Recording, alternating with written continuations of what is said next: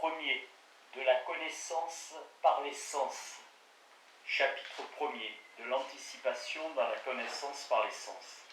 L'idée naïve de chacun, c'est qu'un paysage se présente à nous comme un objet auquel nous ne pouvons rien changer et que nous n'avons qu'à en recevoir l'empreinte.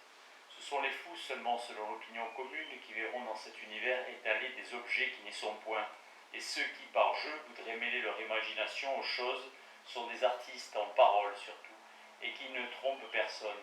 Quant aux prévisions que chacun fait, comme d'attendre un cavalier si l'on entend seulement le pas du cheval, elles n'ont jamais forme d'objet. Je ne vois pas ce cheval tant qu'il n'est pas visible par les jeux de lumière. Et quand je dis que j'imagine le cheval, je forme tout au plus une esquisse sans solidité, une esquisse que je ne puis fixer. Telle est l'idée naïve de la perception. Mais sur cet exemple même, la critique peut déjà s'exercer.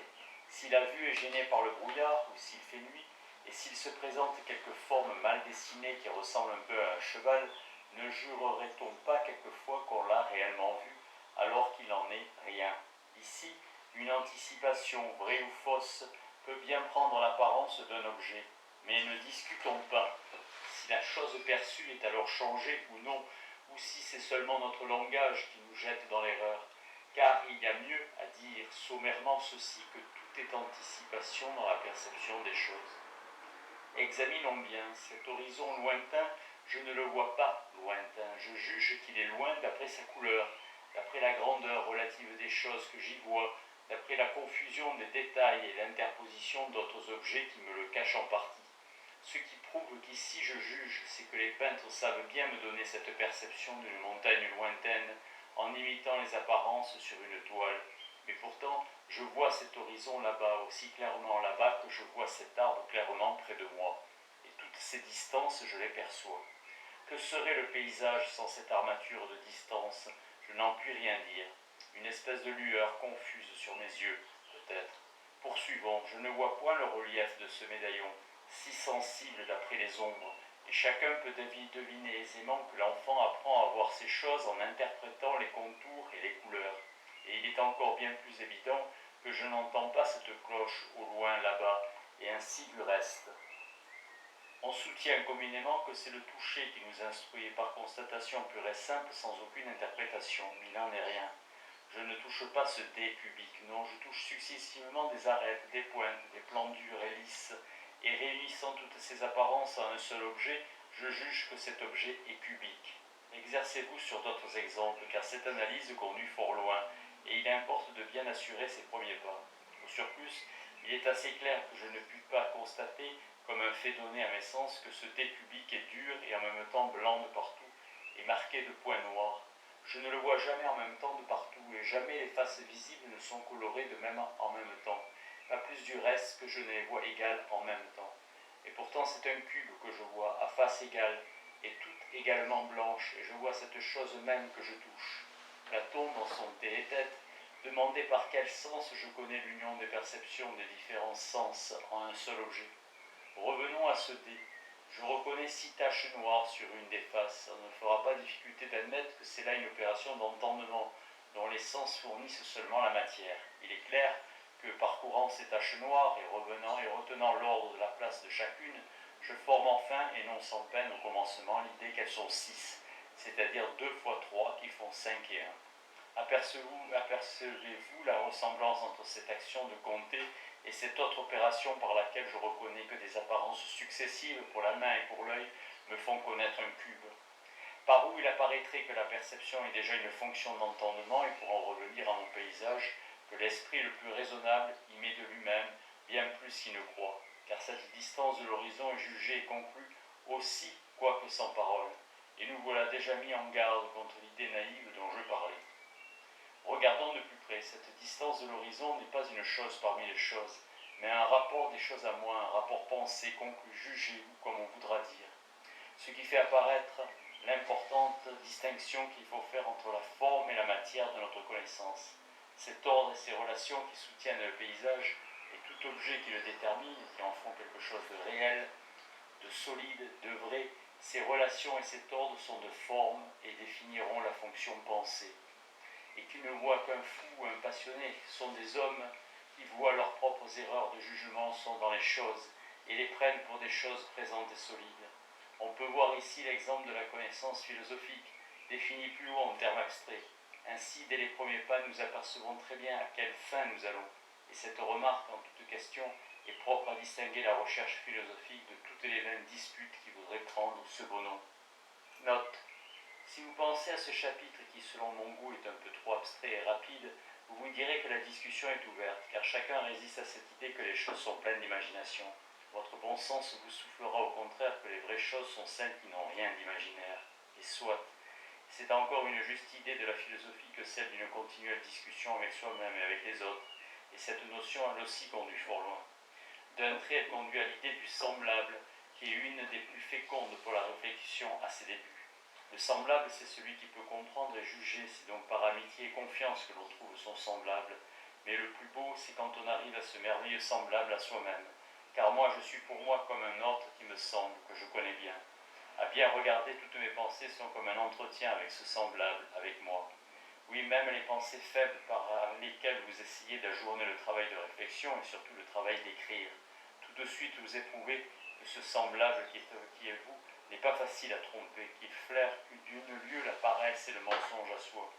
Vous voilà plongé dans la morale qui est toute dans cette rencontre de moi et de moi. Ce qui est agréable, c'est de retourner de ce semblable gênant à l'autre semblable qui est plus humain, plus juste avec vous, en ce sens qui ne suppose pas toujours le mal, la paresse, la lâcheté. En somme, vous commencez à l'aimer, cet autre mieux déjà que vous-même. Si vous avez l'occasion de pratiquer quelques vieux confesseurs, vous saurez que c'est qu'un ami. Ce que c'est qu'un ami.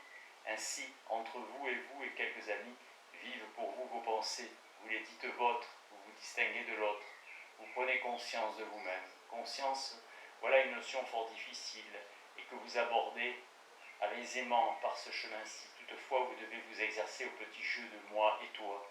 Ce n'est nullement difficile et c'est assez amusant. C'est une préparation qui importe beaucoup dans votre présent travail. Je vous suppose en face d'un sujet fort difficile et je parie qu'à exposer seulement ce que vous en pensez, sentez et pressentez, vous ferez un excellent travail. J'ai vu cette méthode essayée par un paresseux qui avait du talent. Les résultats furent très brillants. Car ce que vous pensez d'un sujet mal connu peut être faux ou douteux. Toujours n'est-il pas douteux pour que vous en pensiez ceci et cela. Pour vous fortifier ici, c'est Descartes qu'il faut lire. D'abord le discours de la méthode jusqu'à Dieu, ensuite les méditations, et vous verrez comment on va fort loin en pensant seulement ce que l'on pense. Je veux qu'à ce propos des discussions, vous formiez aussi la notion préliminaire du scepticisme.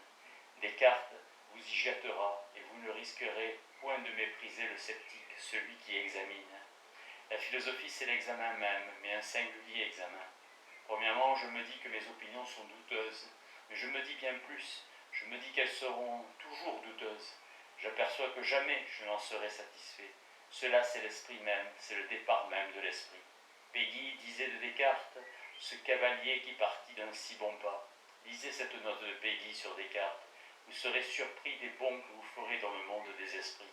L'aventure est sans risque. Vous êtes toujours assuré de revenir à la modestie par un examen plus attentif de votre savoir et de votre courage. Et alors, comme me dit un personnage de Claudel, lisez l'otage, étant assis par terre au plus bas, vous ne craindrez pas d'être déposé. Il y a aussi de l'orgueil par là, attention, faites paraître le confesseur imaginaire ou réel, il ne vous épargnera pas. Bonne occasion d'adhérer plus que jamais à la conscience de vous-même. Tous ces mouvements intimes sont des moments de la philosophie, et le doute en est une des régions les plus pures. Après cela, lisez l'histoire de Pyrrhon, qui a mérité de donner son nom aux Pyrrhoniens. Pyrrhonisme est mieux dit que scepticisme. Ainsi, vous formez votre vocabulaire. Exercice proposé, distinguez le sens de ces deux mots, pyrrhonisme et scepticisme. Évidemment, il y a à dire que l'un des deux est plus profond et plus humain. Cherchez lequel. Il y a à dire des deux côtés. Pour moi, je pense que Pyrrhon avait plus de portée parce qu'il décrétait d'abord que nul ne peut rien savoir de rien. Ce qui est nié, mais affirmer l'esprit et respecter l'esprit. Le sceptique doute au petit bonheur et en détail pour s'amuser. Exercez-vous à distinguer parmi vos amis les sceptiques et les pyrrhoniens. Chapitre 2. Des illusions des sens. La connaissance par les sens est l'occasion d'erreurs sur la distance, sur la grandeur, sur la forme des objets. Souvent, notre jugement est explicite et nous le redressons D'après l'expérience, notre entendement est alors bien éveillé. Les illusions diffèrent des erreurs en ce que le jugement y est implicite, au point que c'est l'apparence même des choses qui nous semble changer. Par exemple, si nous voyons quelques panoramas habilement peints, nous croyons saisir comme des objets la distance et la profondeur. La toile se creuse devant nos regards.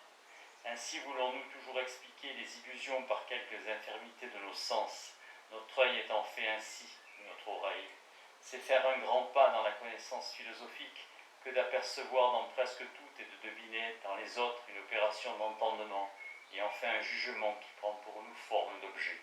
J'expliquerai ici quelques exemples simples renvoyant pour les autres à l'optique physiologique d'Helmholtz où l'on trouvera ample matière à réflexion. Certes, quand je sens un corps lourd sur ma main, c'est bien son poids qui agit, et il me semble que mes opinions n'y changent rien. Mais voici une illusion étonnante. Si vous faites soupeser par quelqu'un divers objets de même poids, mais de volumes très différents, une balle de plomb, un cube de bois, une grande boîte de carton, il trouvera toujours que les plus gros sont les plus légers. L'effet est plus sensible encore s'il s'agit de corps de même nature, par exemple de tubes de bronze plus ou moins gros, toujours de même poids. L'illusion persiste si les corps sont tenus par un anneau et un crochet. Mais dans ce cas-là, si les yeux sont bandés, l'illusion disparaît. Et je dis bien l'illusion, car ces différents poids imaginaires sont sentis sur les doigts aussi clairement que le chaud ou le froid. Il est pourtant évident, d'après les circonstances que j'ai rappelées, que cette erreur d'évaluation résulte d'un piège tendu à l'entendement, car d'ordinaire, les objets les plus gros sont les plus lourds, et ainsi, d'après la vue, nous attendons que les plus gros pèsent en effet le plus. Et comme l'impression ne donne rien de tel, nous revenons sur notre premier jugement, et les sentant moins lourds que nous attendions, nous les jugeons et finalement sentons plus légers que les autres. On voit bien dans cet exemple que nous percevons ici encore par relation et comparaison, et que l'anticipation, cette fois trompée, prend encore forme d'objet. On analyse aisément de même les plus célèbres illusions de la vue. Je signale notamment ces images dessinées exprès, où un réverbère et un homme, selon la perspective, ont exactement la même grandeur, ce que pourtant nous ne pouvons croire dès que nous ne mesurons plus. Ici encore, c'est un jugement qui agrandit l'objet. Mais examinons plus attentivement. L'objet n'est point changé, parce qu'un objet en lui-même n'a aucune grandeur. La grandeur est toujours comparée, et ainsi la grandeur de ces deux objets et de tous les objets forme un tout indivisible et réellement sans partie. Les grandeurs sont jugées ensemble. Par où l'on voit qu'il ne faut pas confondre les choses matérielles, toujours séparées et formées de parties extérieures les unes aux autres, et la pensée de ces choses, dans laquelle aucune division ne peut être reçue. Si obscure que soit maintenant cette distinction si difficile, qu'elles doivent rester toujours à penser, retenez-la au passage. En un sens, et considérées comme matérielles, les choses sont divisées en parties, et l'une n'est pas l'autre. Mais en un sens, et considérées comme des pensées, les perceptions des choses sont indivisibles et sans partie. Cette unité de forme, cela va de soi. Je n'anticipe point, nous avons dès maintenant à exposer en première esquisse cette forme qu'on appelle l'espace et dont les géomètres savent tant de choses par entendement, mais non hors de la connaissance sensible, comme nous verrons.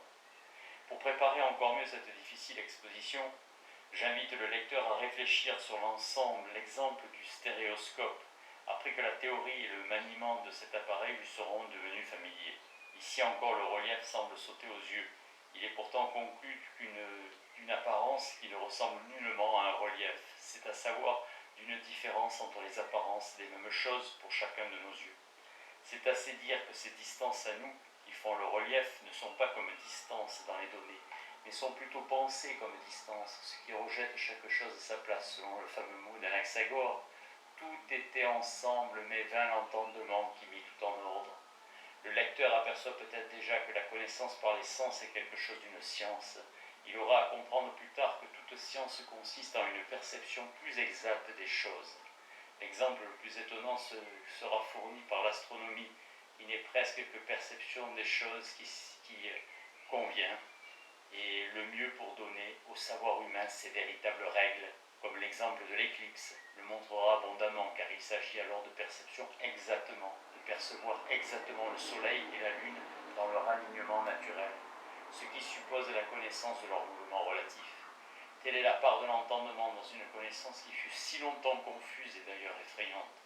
Le seul effort qui conduit à attendre la lune sur le passage du soleil est déjà beaucoup pour l'apprenti, Et quel progrès pour l'humanité. Thalès annonçait tranquillement l'éclipse qui devait donner la panique à des armées. Tout le miraculeux est enlevé si l'on pense comme il faut à la nouvelle lune, à la lune nouvelle qui flotte naturellement sur la route du soleil, sans quoi l'apparition de la lune a de quoi terrifier. Souvenons-nous de ne traiter jamais des sciences que sur des exemples de ce genre-là. Et puisque nous en sommes à Thalès, n'oublions pas son fameux axiome. À l'heure où l'ombre de l'homme est égale à l'homme, l'ombre de la pyramide est égale à la pyramide. L'agneau disait la pensée et la mesure. C'est un mot à retenir. Allons toujours tout droit dans le développement, nous verrons naître la géométrie des Grecs. Tout notre effort est maintenant à retrouver l'entendement dans les sens, comme il sera plus loin à retrouver le sens dans l'entendement, toujours distinguant matière et forme, mais refusant de les séparer. Tâche assez ardue pour que nous négligions là-dessus les discours polémiques, toujours un peu à côté et dangereux comme tous les combats pour ceux qui n'ont pas fait assez l'exercice.